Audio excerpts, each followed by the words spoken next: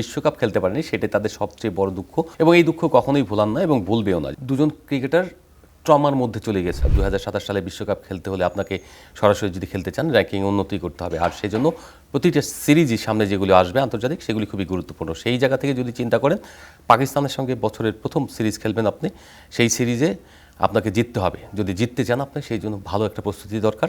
বিসিএলটাকে ছিল 21 অনূর্ধ্ব 21 একটা টুর্নামেন্ট, সেটাকে একদম ফুল একদম জাতীয় দলের ক্রিকেটারদের নিয়ে এখন হচ্ছে 4 দলের টুর্নামেন্টটা। খুব বেশি দিন পরে না মাঠে নামছে, বিশ্বকাপ খেলতে পারেনি, সেটাই তাদের সবচেয়ে বড় দুঃখ এবং এই দুঃখ কখনোই ভোলান না এবং ভুলবেও না। যারা এখানে সালাউদ্দিন একটা কথা বলেছেন, আপনি নিশ্চয়ই রিপোর্ট করেছেন সেটা, যে দুজন ক্রিকেটার ট্রমার মধ্যে চলে গেছিলো, অর্থাৎ তাদের স্মৃতি হয় মানসিক একটা পীড়া, মনোপীড়া, সেই মনোযন্ত্রণা নিয়ে তারা অনেক দূরে চলে গিয়েছিলেন, একদম ক্রিকেটের আশপাশে থাকতে চাননি। তো এইরকম পরিবেশ কখন তৈরি হয়?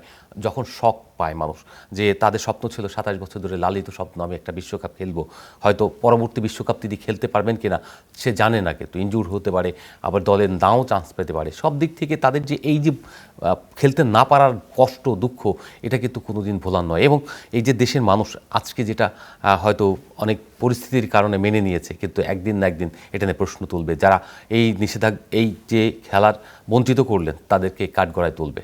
এই টুর্নামেন্টের মধ্যে দিয়ে আমি শান্তর সঙ্গে কথা বলেছি, এইদিকে আপনার যদি মেহেদী হাসান মিরাজ, তার সঙ্গে কথা বলেছি। ওখানে জাতীয় দলের কোচিং স্টাফদের 4জন রয়েছেন, একজন সরাসরি একটা দলকে হ্যান্ডেল করছেন, আর বাকি 4জন বা 5জন, তার মধ্যে 4জন আপনার একদম সরাসরি প্লেয়ারদের ধরে ধরে ট্রেনিং করাচ্ছেন। এর অর্থ হলো শুধুমাত্র ম্যাচ খেলে যে তারা প্রস্তুতি নেবে তা না, এটার সঙ্গে যেটা করবে প্রত্যেকটা স্কিল, কার কোথায় ল্যাকিংস রয়েছে, তাদের এইগুলিকে কতটা শার্প করা যায় সেজন্য উদ্যোগটা গ্রহণ করা হয়েছে। পেস বোলিং কোচ সন্টেট রয়েছেন, তিনি পেস বোলারদের দেখছেন, মুস্তাক তিনি দেখছেন লেগ স্পিনার রিশাদকে, তার সঙ্গে দেখলাম আরও কয়েকজনকে স্পিনার যারা রয়েছে তানভীর, তার সঙ্গে কাজ করছেন।